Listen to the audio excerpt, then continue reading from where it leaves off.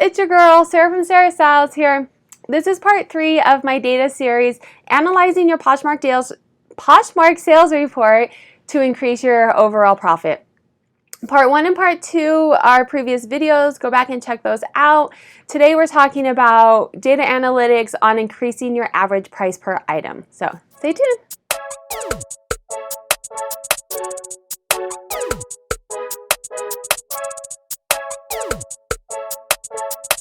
Welcome to my channel. I am a reseller on the PoshMark app. I dabble a little bit in eBay. I mainly thrift, Goodwill Outlets Denver, thrift stores, the Ark, Salvation Army, all those estate sales, all that stuff. So definitely make sure to hit notifications and subscribe to my channel.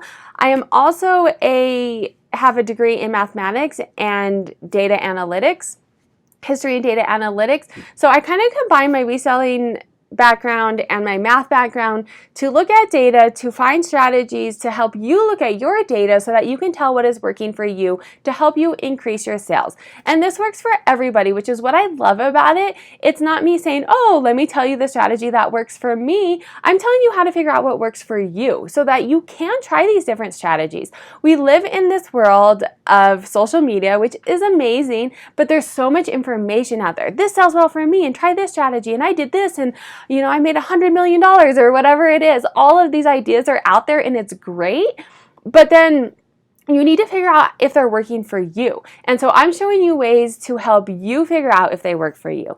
And I do this in the data analytics tool that I built. I will put the link down below. And if you're proficient in data analytics and Google Sheets or Excel or whatever analytical tool that you have, then you can just look at what I'm building and build it yourself. If you don't want to deal with that, I do have an analytical tool. All of the graphs, the metrics that we're looking at are in this analytical tool to help you get to where you want to go. And this is from someone who's selling a couple things out of their closet and they want to make an extra $50 so they can get a pedicure every month, to someone who's like, I am a reseller, this is what I do for my business, this is the amount of money I need to make every month, I want to get to the next level. This works for everybody because you're looking at your data. So let's get started. This is part 3. Part 1, it'll kind of make sense. I would probably go back and watch part 1 and part 2. Probably watch all of them so you can see. This will make a little bit more sense, but I think it'll also be really useful if you just watch this video. So part 1, we talked about you need to have a roadmap. You can't figure out where you want to go. You can't figure out how to increase your sales if you don't know where you are. So we talked about how to figure out where you are. PoshMark doesn't give you a lot of data. They give you the CSV file, right? That doesn't tell you a lot. So we figured out I showed you a chart to make to help you figure out where you are. And then from that, we looked at the simulator to figure out where you want to go. So that was part 1. Part 2, we figured out in part 1, there are essentially two variables.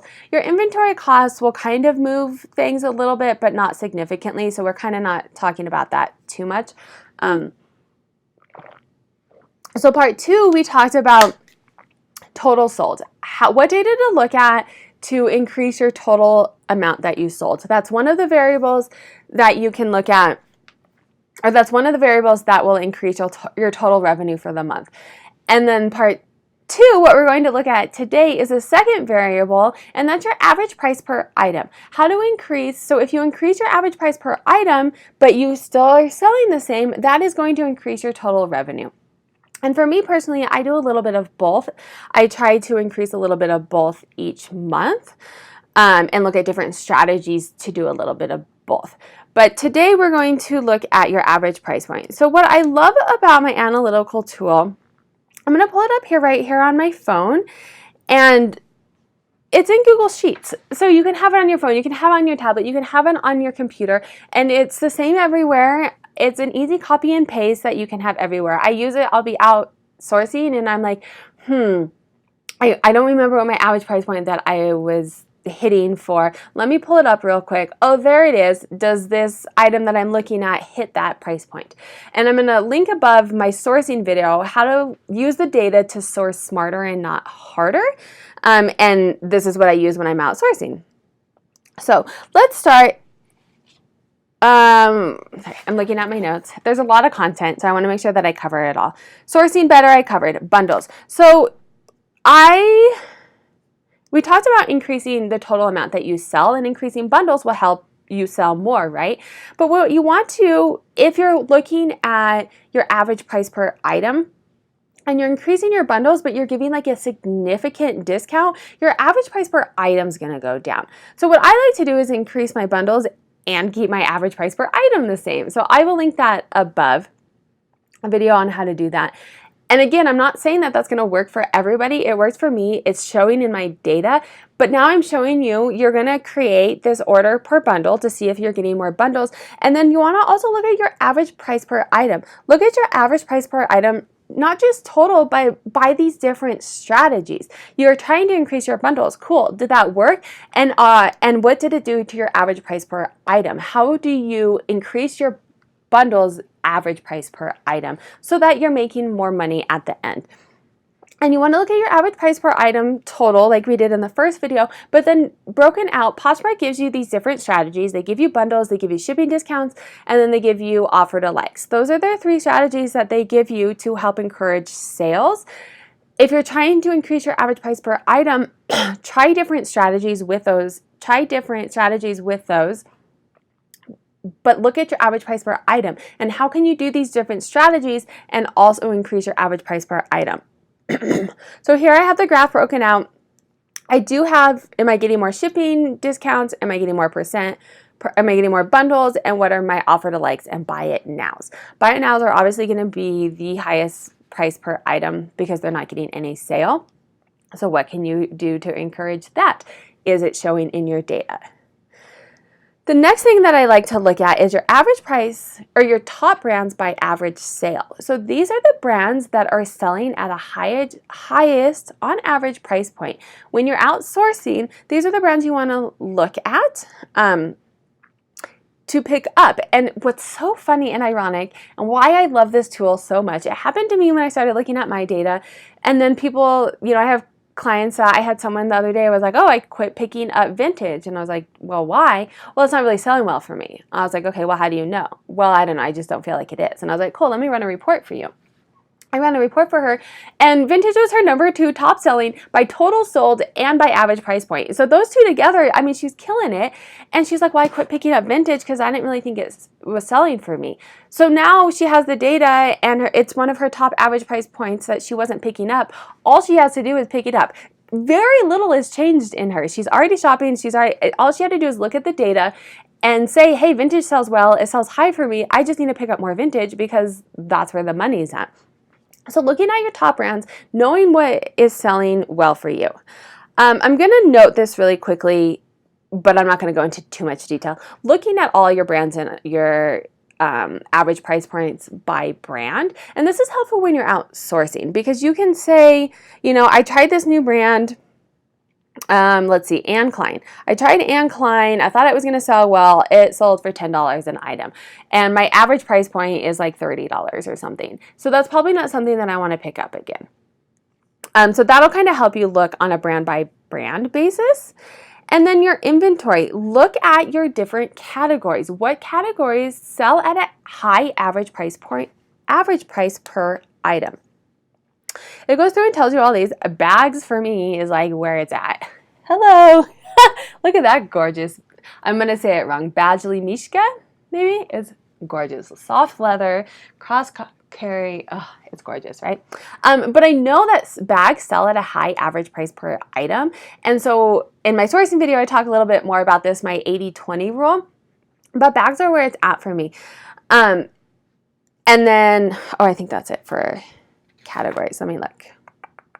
Yeah, so focus on the 80-20 rule. That's in my sourcing video. Kind of helps you stay focused when you're sourcing.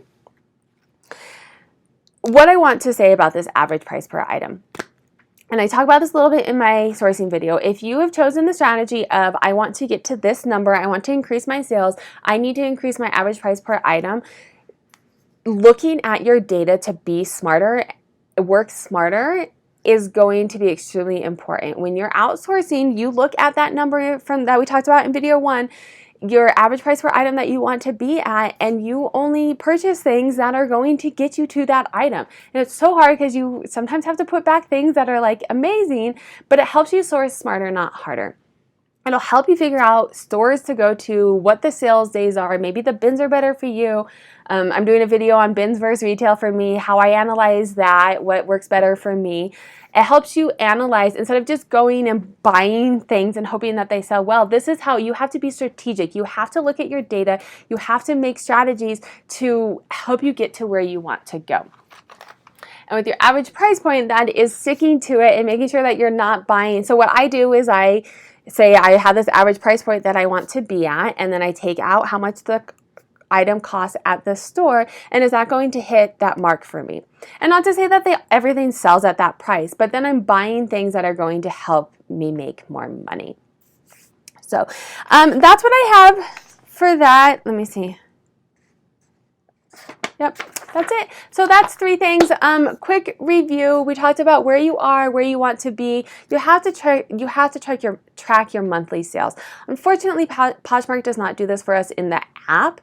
And so knowing where you're at, you can't increase something if you don't know what you're increasing. You can't make more sales if you're just like blindly roaming around on this map, right? You have to be able to know where you're starting, figure out where you want to go, and then the 2 variables in between, you know, where you're starting and where you want to go, the 2 variables that will help you get to where you want to go are selling more or increasing your average price per item. I've showed you different metrics to look at to help you try strategies and then see if they're working. Try these strategies. I mean, I share some of my strategies which work for me. I'm not so big on that on this channel. I will definitely share with you things that work for me. Drop notes below things that work for you. Send me a DM on Instagram. I will let you know things that I've tried. Those are great, but there's so much of that information out there that I really want to focus on helping you find things that work for you and you figuring out how to figure out if they're working for you. Time is money. Don't be doing a strategy, you know, sending out all these offer to likes if it's not working for you. That could be time you've spent on listing or sharing or whatever it is, things that are working for you. So there you have it. That's the data analytics, how to look at your data to increase your sales, to figure out what sells well for you. Oh, subscribe to my channel. Lots more videos like this, lots of data analytics, haul videos, all of that. Give me a big old thumbs up. Leave comments below. Let me know how your data looks, what sells well for you, what categories you focus on, all of that. So have a good day.